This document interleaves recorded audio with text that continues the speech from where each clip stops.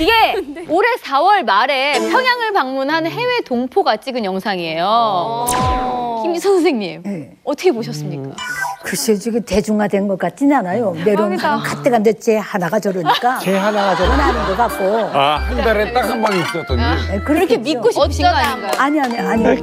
맞아요. 북한 사람들은 좀 특히 평양 사람들은 저러고 다니다가 혼나요. 저러고 다녔네요, 근데. 요즘에는 저러고 다니잖아요. 완전 그게 저 중에 한 10%가 그렇다 해도 내가 믿겠는데 다 내려오는 중에 얼마나 희귀했으면 그거 하나 딱 찍어가지고 그러겠어요. 이제 해가 딱 지고 어두워지면 이제 스킨십이 막 들어가요. 근데 이제 요즘에는 좀 안 그런 것 같아요, 보니까. 그래요. 그러니까 저희가 이제 북한에 몰카를 찍은 것 좀 보게 되면 연애를 아주 과감하게 하더라고요, 요새. 손도 잡고. 예, 그래서 이제 뭐 남한 드라마를 너무 많이 봐가지고 네. 애들이 남한식으로 바뀌었죠. 연애를 하는 것 같아요, 보니까. 근데 드라마를 본 세대잖아요. 저 이제 보니까 젊은 사람들 이렇게 하는 걸 우린 상당히 깨어있고 세련된 사람들이라고 다른 사람들한테 가시를 하고 싶어요. 전 첫사랑이 평양 남자였거든요. 근데 지방 남자 연애 스타일이랑 그 평양 남자 연애 스타일이 완전 달라요. 그래요. 지방 남자는 뭔가 이렇게 박력 있게 그냥 너랑 나랑 사귀자. 뭐 이게 그건 다 뭐 여기 따라봐라 이렇게 다 시키거든요. 근데 평양 남자는 여자 말을 들어줘요. 이렇게 하고 싶냐고 기다려주고 이러거든요. 어머나 너무 네. 그리고 저는 손도 잡고 다니고 공원 같은 데서 어버바드 하고 다녔어요. 보긴 해요. 사람들이 아주 이상한 눈으로 보긴 하는데 그냥 신경 안 쓰고 그냥. 우린 깬 사람이네. 아니 무슨 사랑가처럼 이리 오너라 엎고니까. 근데 뭐 사실이라고 칩시다 일단은. 그런데 믿을 수가 없네. 전제를 깔고. 예, 그 1000명 중에 그 한 명씩 꼭 태어나는 사람들 있잖아요. 태어나는 사람이. 그런 사람일 수가 있다고 저는 감히 생각을 해봅니다. 그 이유가요. 그 북한에서 이렇게 막 풍기문란죄라는 게 있어요. 너무 풍기문란하게 막 그렇게 막 손이 가고 막 그러면 안 돼요. 우리나라도 있어요. 예, 그러면 그 일단은 어르신들부터 안 좋아할 뿐더러 옆에 젊은 사람들도 한국도 우리 지하철에서 지나치게 막 이렇게 스킨십하게 되면 살짝 그런 민폐잖아요. 근데 북한은 더해요. 심지어 영화 자체에서도 이런 스킨십에 대한 그게 없어요. 거의 언급되지 않아요. 그러다 보니까 아마 저게 그 100명 중 아니 10,000명 중 한 명 그렇게 생각이 됩니다. 북한 영화에 스킨십 장면이 거의 없다. 네. 아셨죠? 네. 저희가 어렵게 북한 영화 속에 나오는 스킨십 왜 이렇게 좋아하는 거예요? 장면 예. 화면으로 보시죠.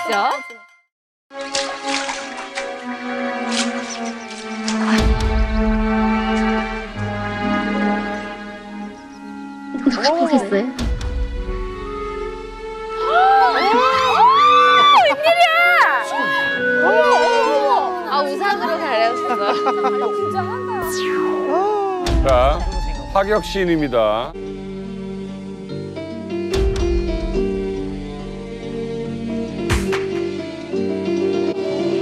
아이고. 아이고.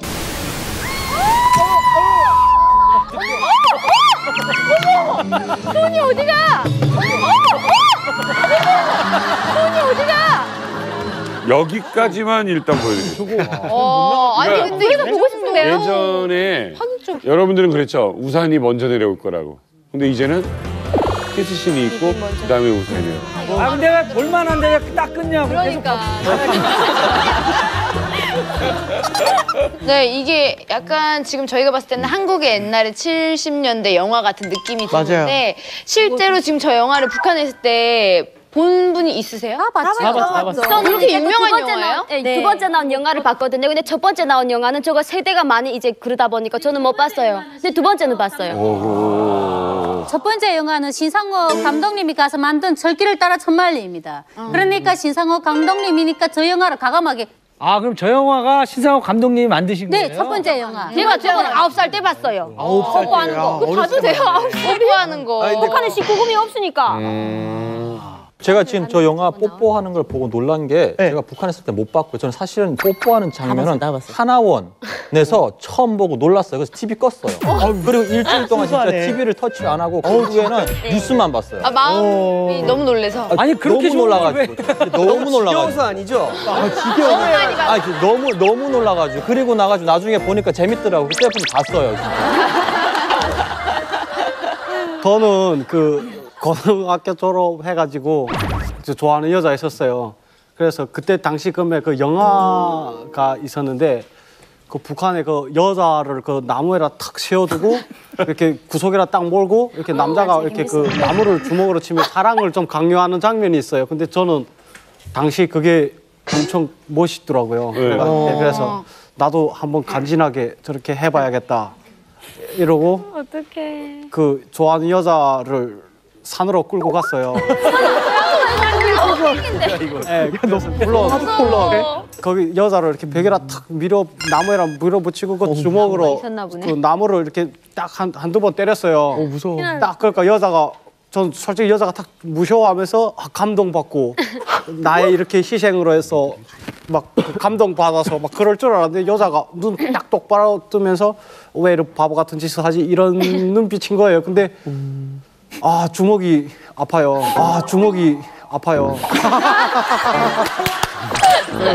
진짜 아파요. 그래서 이거 먹히지 않는구나. 그럼. 예. 근데 아무튼 영화 보고 고백하는 거 많죠. 예, 이 영화 보고 고백했다는데 어떤 영화인지 궁금하시죠? 네. 저희가 준비했습니다. 준비했어? 예. 어떤 영화를 보고 고백했는지 함께 보시죠. 장면만. 잘 들어라. 죽든지 살든지 오늘은 길판을 내는 거야. 왜요? 한마디면 돼. 날 사랑하지? 아니. 아니? 좋아. 그렇단 말이지. 날 사랑 안 하겠단 말이야. 어머, 뭐 했어? 나무 쳤어, 나무. 뭔가 협박 아닌가? 그러니까 저건 협박이지. 나 너무. 이게 그지. 어머. 똑똑이 봐. 자. 어머. 사랑하겠는가? 무서울 것 같아. 무서워. 왜 이렇게 웃어? 소원 좀 있어. 어머. 피가 나겠는데요? 대답하래. 이제 그만 너야. 대답하겠어. 그럴 것 같아. 내 심장 속에서만 태어날 수 있는 철쭉꽃이야. 싫어.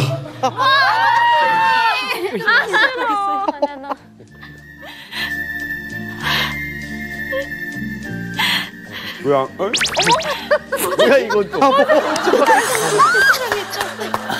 말이야. 내 철쭉.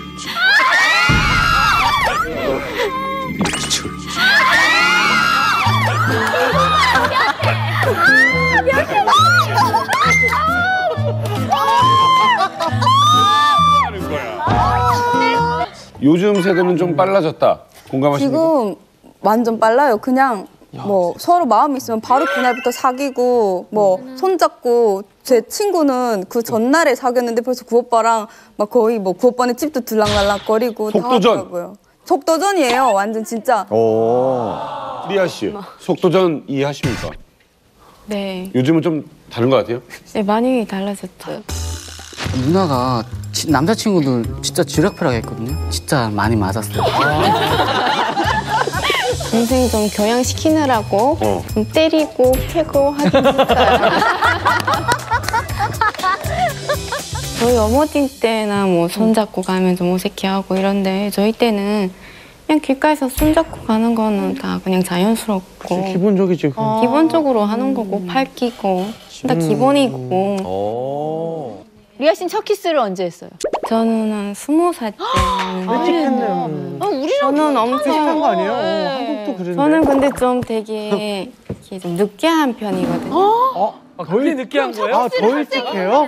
네, 저희는 학교에서 봐도 한 중학교 막 중학교 네, 때? 2, 3학년 진짜로? 때도 있는 애들이 많았고. 우리 아라 씨가 연기 활동 열심히 하고 있잖아요. 대단하죠. 지금 아주 화제의 드라마를 찍고 계신데 사랑의 불시착이라는 TVN에서 하는 드라마인데요. 네, 드라마 내용은 북한에 있는 장교와 그리고 한국의 재벌의 상속녀의 사랑 이야기를 다룬 드라마예요. 저 같은 경우는 이제 현빈 배우님이 이제 살고 계시는 군간 사택이라는 곳이 있는데 거기에서 함께 살아가고 있는 새댁 역할을 맡아서 출연하고 있어요. 저도 그 드라마 보니까 놀랐던 게 저희 이만갑에서 얘기했던 그 북한의 모습이 그대로 재현됐더라고요. 그렇죠? 맞죠? 저 진짜 처음에 딱 그 세트장에 갔을 때 진짜 악몽 꾸는 줄 알았어요. 너무너무 똑같고 그냥 북한 마을을 그냥 이동한 그 느낌? 와, 소름 그리고 돋았겠다. 이제 그 마을 중간에 진짜 큰 비석이 있어요. 근데 그 비석에 명생탑 말하는 수령님은 영원히 우리와 함께 계신다라는 그게 글이 쫙 써 있는데 그 글이 북한에서 어디 가든 항상 있는 곳이에요. 항상 따라다니는 글표. 300m 하나. 근데 그게 딱 있으니까 완전 그냥 너무 충격적인 거예요. 진짜 꿈에서 나올 것 같은 그 느낌?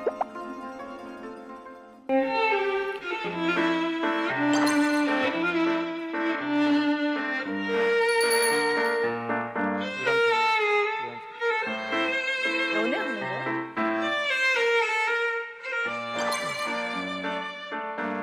오, 멋지네. 어이구야. 우와. 북한 같지 않아요? 이야.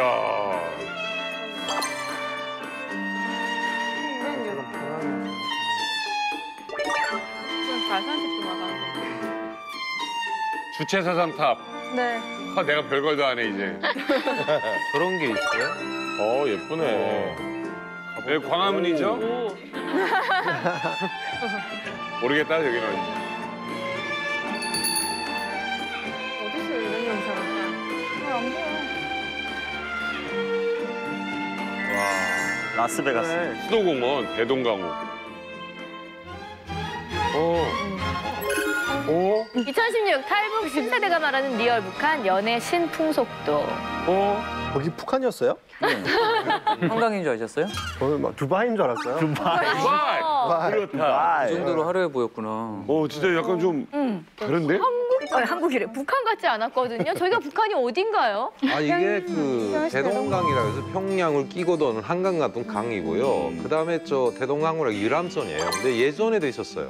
근데 예전 유람선은 상당히 작고 그리고 저 때만 해도 뭐 8, 90년대에도 평양에서 당시 유명했던 것이 유람선도 그때 탔는데 평양에 가면 고급빵이라고 해서 유람선에서 고급빵을 내줬던 거예요. 뭐 카스테라, 계란빵 뭐 이런 거. 근데 그걸 먹으면서 그냥 뭐 덕모 어쩌고저쩌고 이런 것이 당시의 연애였는데 이번에 뭐 상당히 바뀌었고 근데 분수 나온 거는 그거 뒤에 보였던 그 맘모스 빌딩이 그게 창정거리라서 김정은이가 만든 거예요. 근데 그 앞에 아마도 내가 있을 때는 만스대예술국장 앞에 분수가 많은 공원이 있었는데 그 옆에다가 새로 만든 것 같아요. 수도공원이라고. 그래서 여기 아마 최근에 핫플레이스로 두고 있지 않나 아마 이렇게 생각이 들어요.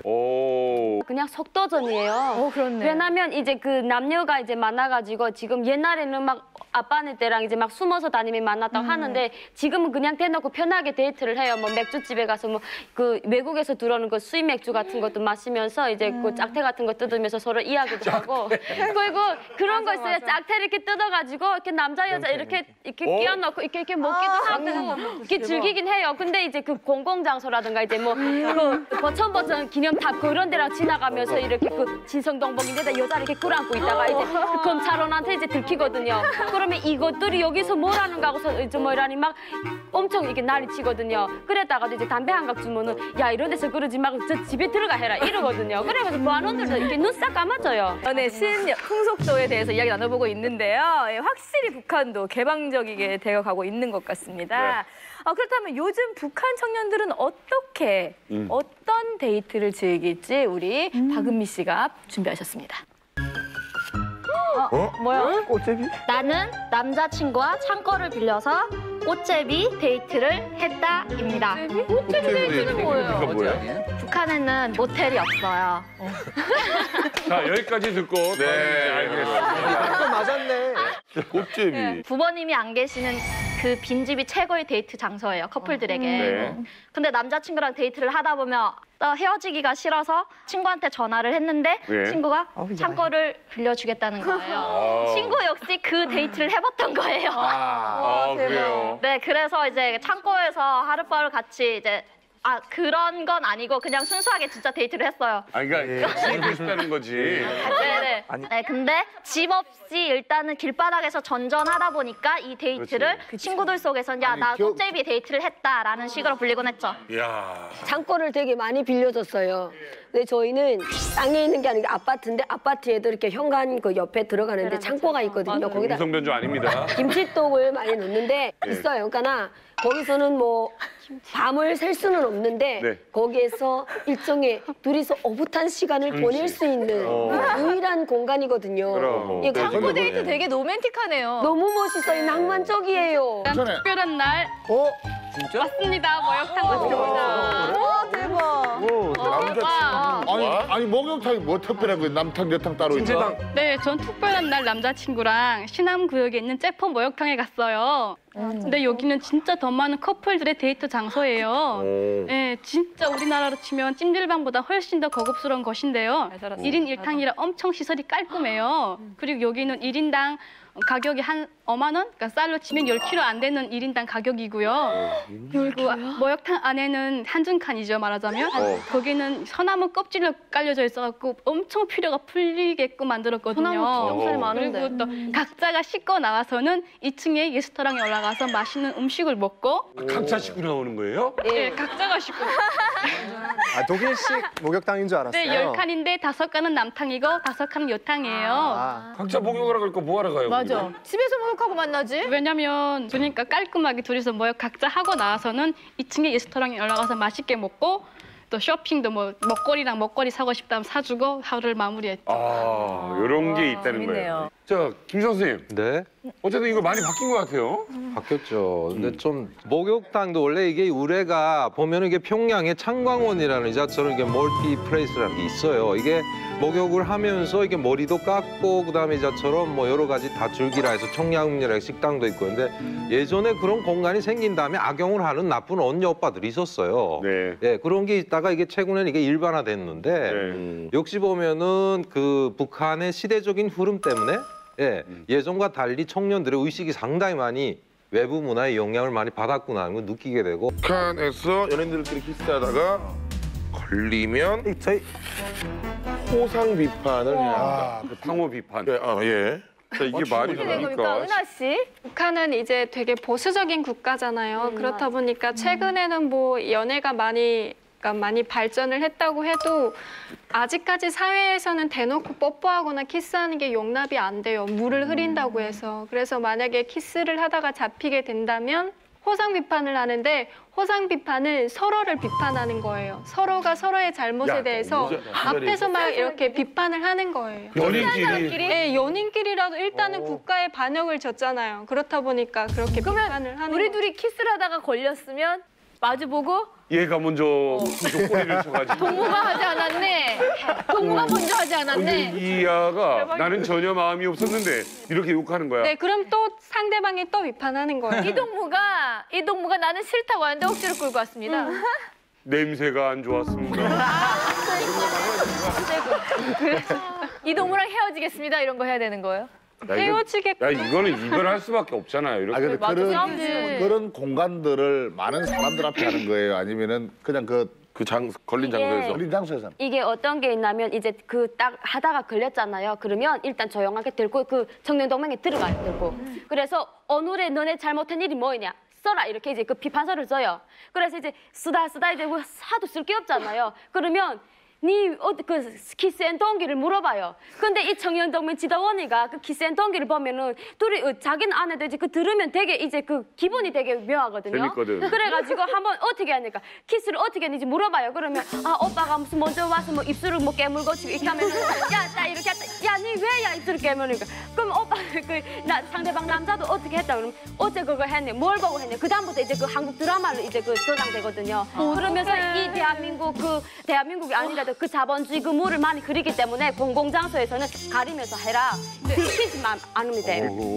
보통은요. 아까 여기 앞에 친구가 뭐 이렇게 탈북해가 잡혀가지고 이렇게 전교생이 모인 단도대에 섰다고 그랬잖아요. 저희 때는 이제 딱 커플이 걸리면요. 그 두 학생을 남녀 다 세워가지고 전교생이 모인 그 교단에 걔를 세워요. 그래가지고 공개 사상투쟁을 해요. 그래서 전교생이 다 걔를 질타하고 비난하는 그 두 학생을. 그래서 얘네는 공식적인 왕따가 돼요. 특히 여자아이는 그 이후로는 학교 졸업할 때까지 얼굴을 들 수가 없어요. 굉장히 그 풍기문란한 여학생으로 낙인 찍혀가지고 남학생도 물론 그렇지만 여학생이 좀 더 손해를 봐요. 그래서 그러니까 창고를 가야 되는 거예요. 그러니까 창고랑 김치우에 숨어드는 거죠. 뽀뽀하다고 사랑하는 사람한테 세상에 그걸 남들 앞에 비판시키고 그렇게 해서 매장시키고 이게 뭡니까 이게? 사랑도 마음대로 못해요. 예. 편력이 심하다는 거잖아요. 그렇죠.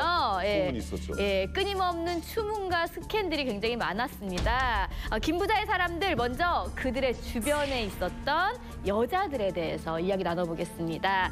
그동안 이만갑에서 전해드리지 못했던 김 부자의 비밀스러운 여자들. 화면으로 먼저 만나보시죠. 북한을 충격에 빠뜨린 여배우 우인희.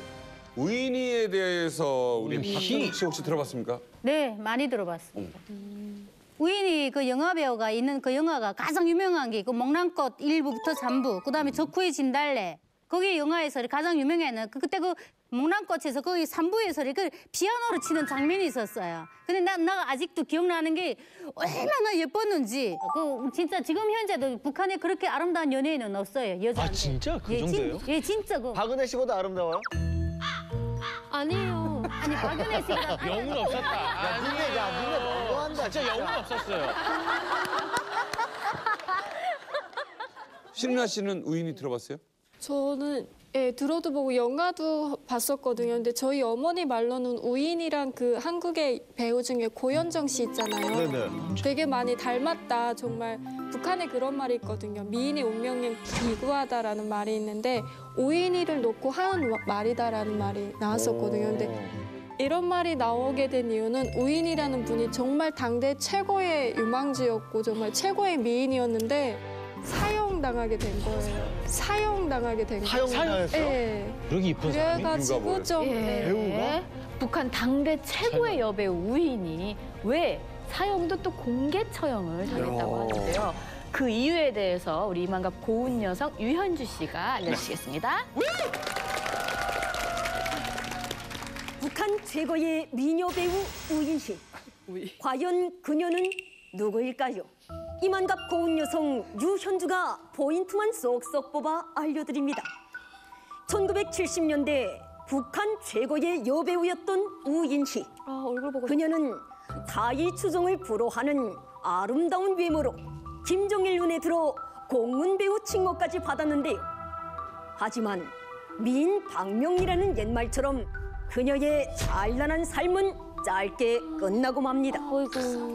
당시 잘 나가는 제일교포 사업가였던 주정기.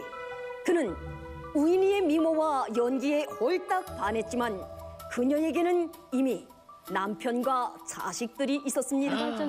그러나 우인희에게 빠질 대로 빠진 주정기는 끊임없는 구애 작전을 펼치며 우인희를 유혹했고 결국 그녀는 북한 최고의 연출가였던 남편 유호선을 두고 제일교포 주정기와 차 안에서 은밀히 애정 행각을 벌이고 맙니다. 그러나 다음날 차 안에서 가수에 중독돼 싸늘한 사체로 발견된 주정기. 그리고 옆엔 우인희가 목숨만 겨우 붙어있는 상태로 발견됐는데요. 이 사실을 듣고 크게 노한 김정일은 문화예술계의 기강을 바로 잡는다는 명목하에 우인희를 공개 총살하기에 이릅니다. 북한 영화계의 혜성처럼 등장해 김정일의 지시로 총살된 비운의 여배우 우인희. 김정일과 우인희의 비밀스러운 이야기 궁금하지 않으십니까? 지금까지 이만갑의 고운 여성 유현주였습니다. 아 근데 이게 진짜 충격적인 사건인데 말이죠. 우인희의 그 불륜 때문에 공개 처형했다라는 거. 저희 생각으로는 이게 이해가 안 되는데 이게 사실입니까? 그 김미길 선생님? 네. 아니 저는요 저 우인희 총살 현장에 그 행사로 동원돼 갔다. 어머 서로. 네, 예. 그때 당시 얘기 좀 해주세요. 80년도 봄이었댔는지 그때 다 우리 출근했는데 행사가 급히 제기됐대요. 버스에 타라 해가지고 쭉 갔는데 뭐 어쨌든 행사 간다 해서 갔는데 평양시 외곽에 가서 그저 그 현장 봤죠. 어떻게? 근데 가니까 뭐 사람이 많아요. 잔디밭 그 잔디도 안 난 데다 앉혔는데 거기 가서야 뭐 우인이 총살한다는 말을 들었어요. 아, 그런 설이 이미 그 안에. 예. 그래서 우인이가 잡혀갔다는 것도 거기서 듣고, 그 제목도 거기서 듣고. 맨 앞에는 이제 그 배우들 주로 많이 앉혔어요. 그다음에 그 우인이하고 불륜한 상대 남자네 중앙방송위원회가 또 앞에다 앉았어요. 그다음에 뭐 그 뒤로 해서 쭉 주고 죄가 제일 없는 것들이 제일 뒤에 앉고 뭐 직접적인 죄가 하고 거리가 가까운 집단은 앞에 앉고 지금 내가 생각나는 거는 앉아서 한참 기다렸는데 뭐 차가 씩 오더니 말뚝부터 박아요. 각 말뚝을 저 앞에다가 하고 이제 앉아 있는데 그다음에 그 진짜 봉고차가 왔어요. 왔는데 내리는데 흰 자주색 옷을 차 입고 내렸는데 보기도 우인이가 알리더라고요. 우려태요 우인이는 묶어갖고 내렸는데 그다음에 뭐라고 계속 그 판사는 읽어대더라고요. 뭐 어쩌고 저쩌고 하면 그 마지막에 총살경에 찬다. 우리 무슨 놀라서 입 하 벌리고 그만 봤어요. 그걸 왜 보여줘? 그 기강을 잡느라고 그랬던 것 같아요. 그다음에 뭐 총 뚝 쏘더니 그게 여기서 탁 이렇게 하고 죽더라고요. 3번 매는데 그럼 가만히다 뚝 말아서 그 싣고 왔던 봉고차에다 그냥 싣고 가는 거예요. 그래서 그 동료 배우들을 다 보게 하는 거예요, 그거를? 네. 근데 김정일이가 그랬대요. 배우들이 그 감정 기복이 심하고 약하기 때문에 구급차도 다 대기시켜라. 기절하는 들도 있을 거다. 친절하게? 네, 그래서 그 구급차도 다 있었어요. 네, 근데 그때 왜 그랬냐면 김정일이가 우인이를 죽일 수밖에 없는 이유들이 좀 있어요. 뭐요? 첫째는 김정일이가 올라앉아서 선전선동부 사업을 제일 먼저 봤는데 북한 그때만 해도 중앙방송위원회 그 장비 수준이 형편없이 낙후했어요. 근데 돈은 어디서 나올 데가 없고 그러니까 그 남자의 아버지가 뭐 저 청년에서 뭐 재벌이래요.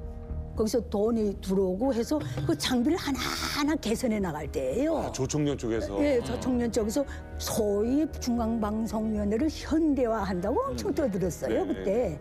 근데 그 아들이 죽었거든요. 그 우인이하고 불륜하다가 괘씸하게 그지없죠. 자기 그 중앙방송 현대화의 차질을 빚어놨으니까. 그게 하나 괘씸하고 두 번째는 원래 북한 문화예술계에도 그 저게 불륜 이거 굉장히 문란해요 원래. 그 기강을 일신한다고 하면서 그 케이스로 죽인 거예요. 근데 정작 김정일도 유부녀를 좋아한 거 아니에요? 성렬이. 걔는 신이니까. 무섭다. 그게 이제 그 보안부에서 잡아가지고요 우인이를 취재를 하는데 이 여자가 전혀 이렇게 꺾이는 게 없이 그냥 당당하더래요 막. 그러니까 나는 김정일하고도 친한 사람인데 너희들이 뭔데? 그러니까 이런 식으로 나오니까 이제 아마 덮어버리라고 한 것 같아요. 김정일하고는 왜 친한 사이일까요? 그러니까 그때 이제 뭐 김정일이가 춤했던 여성들이 이제 뭐 홍영이라든지 여러 배우들이 많았어요. 그러니까 아마 이제 죽인 이유 중에 하나가 자기하고 약간 후지부지했던 여배우들에 대한 분기잡기를 하려고 한 것이 아니냐. 그런 측면도 있는 것 같아요. 입 다물고 조용히 살아라. 네. 그 주정기가 저희 삼촌하고 친구였습니다. 원래 북한에서. 친구였고 우인이하고 주정기가 죽은 집이 저희 집이었어요. 이게. 이게 철한 씨네 살던 집이 주차장이 원래 평양시에 없어요. 근데 제일역포대에 사는 집에 자가용 차들이니까 주차장이 있는데 한국처럼 돼 있는 게 아니고 막혀 있어요.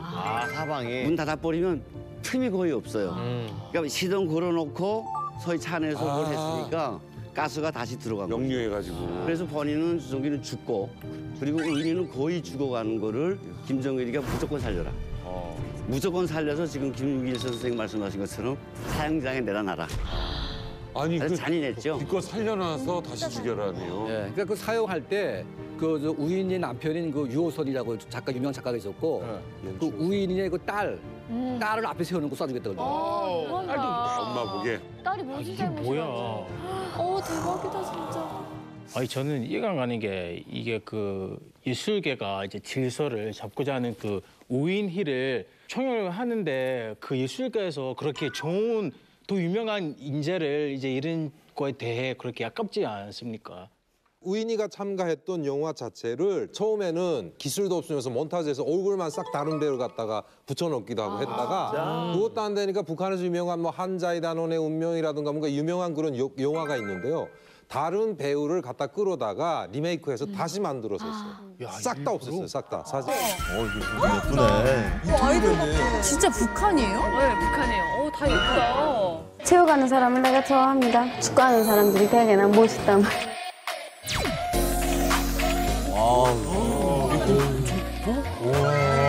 엄청 예쁜데? 너무 예쁘다. 엄청 예쁘신데? 와우. 남자가 남자다워 여자합니다.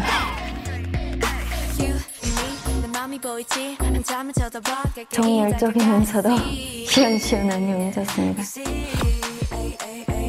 대학을 졸업하고 진실하고 정직한 사람을 좋아합니다. 오, 근데 중간에 많이 필라테스 강사요. 맞아요. 야르마. 자, 이상형을 만날 때 이 서로에 대한 탐색전 들어가는 거 이거 사실 다들 뭐 부르는 말만 다르지 뭐 어느 세대나 있었던 것 같긴 한데 요즘에는 어떻게 부르는지 아세요? 어떻게요? 탐색전을요? 탐색전? 탐색전을 어떻게 불러요? 그러니까 서로에 대해서 그렇지. 서로에게 뭔가 이렇게 툭 던질 때 내가 너에게 뭔가 관심이 있다라는 거를 던질 우리 때 막 장난쳤잖아요. 장난치고 막. 요즘에는 플로팅이라고 한대요. 아, 플러팅. 플로팅이 뭐예요? 플러팅이 이제 오묘하게 꼬시는 거죠. 끼 부리는 거? 네, 끼 부리는 거죠. 거죠. 맞아요. 플로팅이라는 게 그러니까 저 사람의 환심을 끌기 위해서 그쵸. 반복이지. 아니 사실 북한식 이 플러팅은 또 어떻게 하는지도 너무 궁금하거든요. 북한 말로 이런 플러팅이라는 게 있나요? 저는 직접 한번 당해봤거든요. 북한에서? 그래서, 네. 북한에서? 당해봤었는데 제가 있을 때 그때 뽕신이라고 되게 유행했었어요. 그게 이제 축구화인데 뽕신이 이제 밑에 발바닥 밑에 이렇게 볼록볼록하게 튀어나와 있거든요. 맞아. 근데 그게 너무 예쁜 거예요. 그래서 사람들이 다 청년들이 다 좋아했었어요. 맞아. 근데 어떤 오빠가 이제 자기 엄마가 밀수해가지고 중국에서 그래서 그거를 이제 사갖고 왔다고 엄청 자랑하면서 온 동네 이제 한번 쭉 도는 거예요. 그러다가 이제 오빠 너무 멋있다 막 이렇게 막 칭찬하고 했었는데 갑자기 이제 벽에다가 딱 손을 이러면서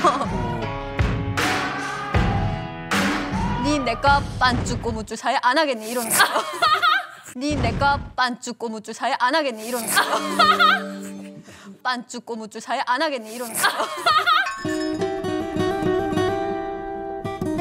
반쭈 꼬무쭈 사이 이거는 팬티에 고무줄이 빠지면 내려가잖아요. 팬티에 무조건 고무줄이 있어야 하잖아요. 그렇죠. 그러니까 꼭 같이 있어야 된다는 거예요. 서로 필요한 존재라는 거지. 그래서 팬티와 고무줄 사이 안 하겠니? 이런 팬티 고무줄 사이 안 하겠니?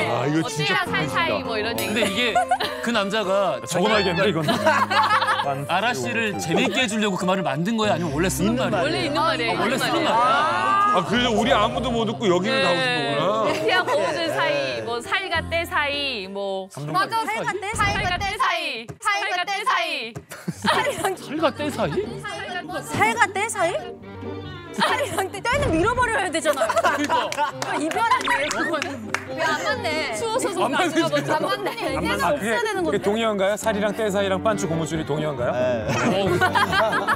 깜짝 놀랐어. 이 맛이 이런 거가 있네. 약간 좀 작가적 개그다 이거. 적어놔야 돼요. 살과 때 사이? 이건 이별인데. 이별.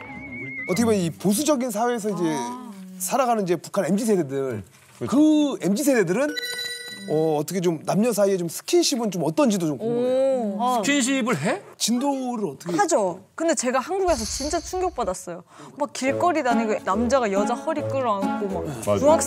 고등학생들도 막 손잡고 다니고 막 이러더라고요. 나 청바지에 서로 오줌을 이렇게 놓고 청바지는 좀 괜찮지 막 허리에 이렇게 손 놓고 너무 충격적이야. 맞아요. 근데 북한에서 스킨십을 하는 유일하게 할 수 있는 스킨십이 이제 자전거 타잖아요. 북한은 자전거 타는데 남자가 이제 딱 앞에 타면 야 나를 깍 잡아라 이렇게 하면 여자들이 막 내숭 내면서 이렇게 조금 잡아 이러다 남자가 손톱 탁 내 이러면 어머 이러면서 잡아요. 어머 이러면서 잡아요. 그게 최고의 스킨십. 제가 한국에 와서 배운 단어가 자만추라는 단어.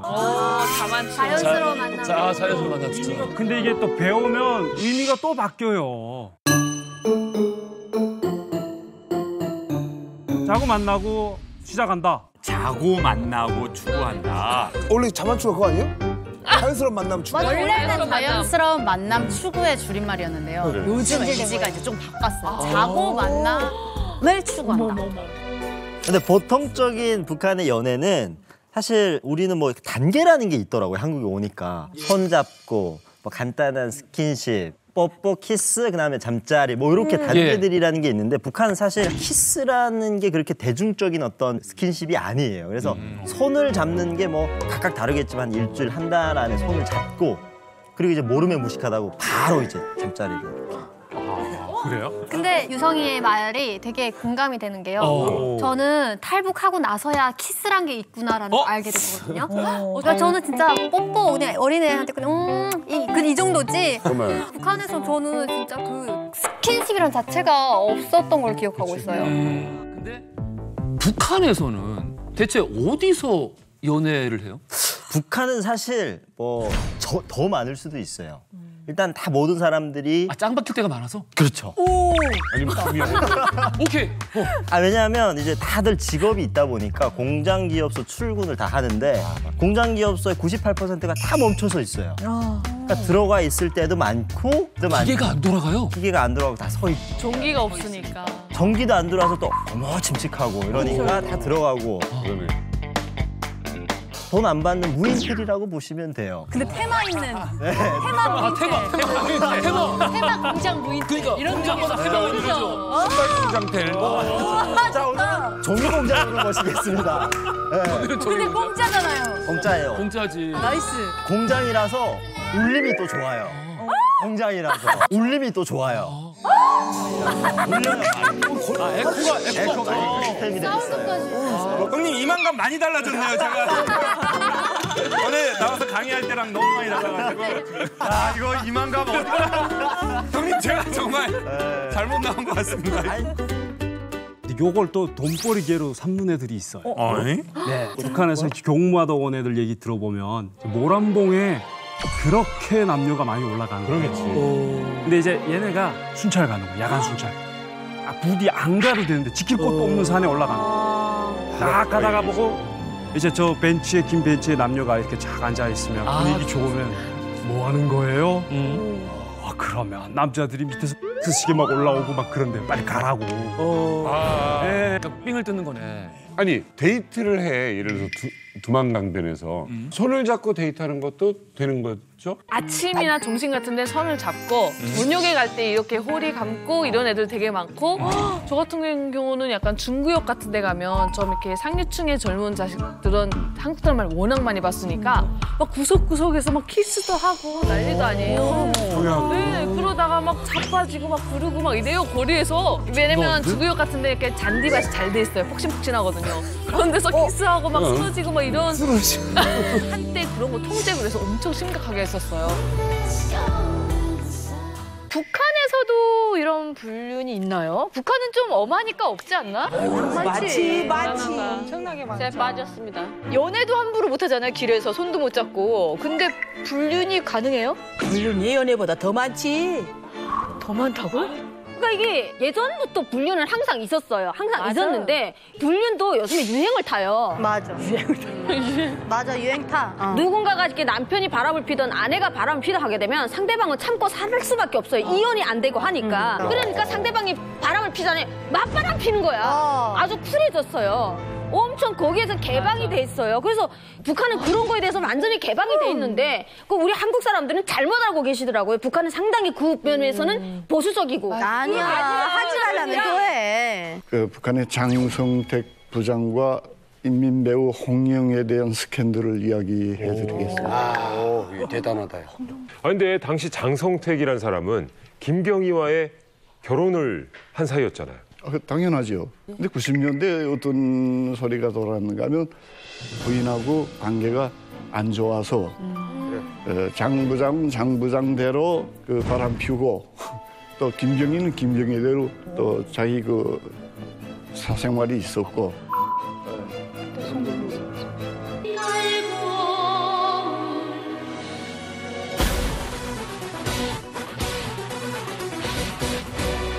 저 홍영리로 말하게 되면 김정일이가 당시 그 어떻게 평가했는가 하면 이런 배우가 나오기는 정말 힘들 정도로 아주 연기를 잘하고 아름다운 여성이라고 극찬을 했어요.